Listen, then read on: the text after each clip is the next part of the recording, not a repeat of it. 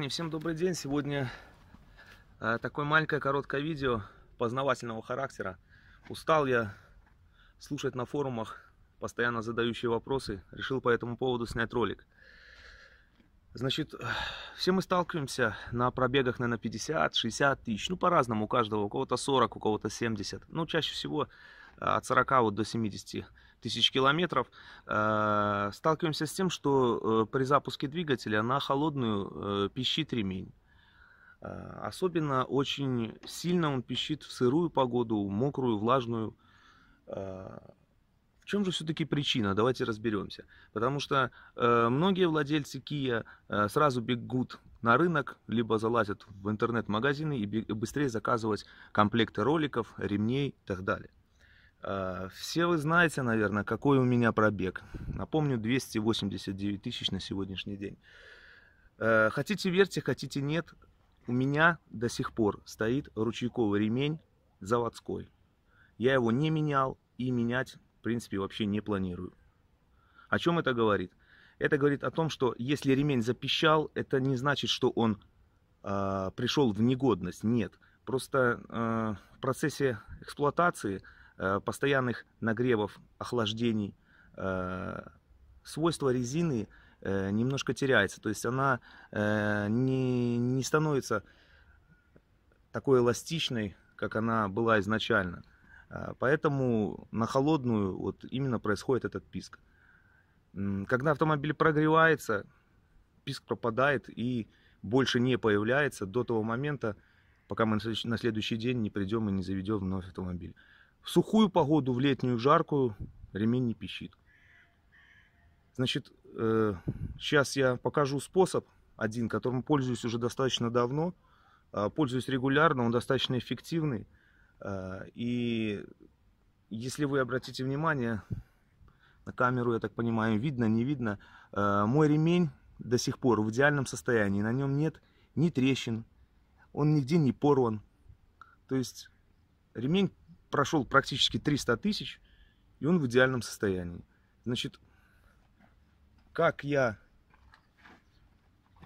поборол писк, значит, расскажу в двух словах.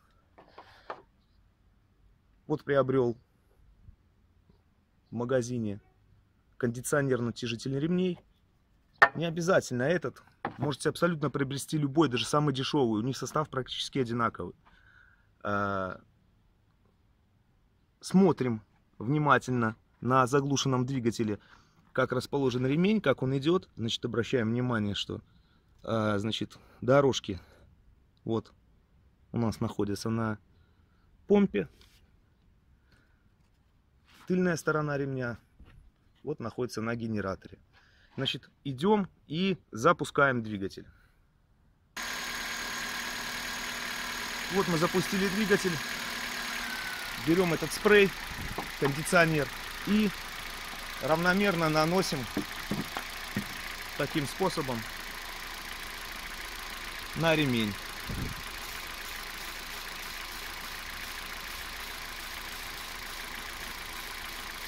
Так как ремень крутится, спрей распределяется равномерно по всему ремню.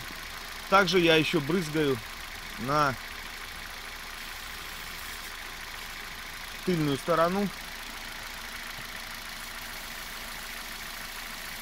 ремешка, так как тыльная сторона ремня также касается роликов.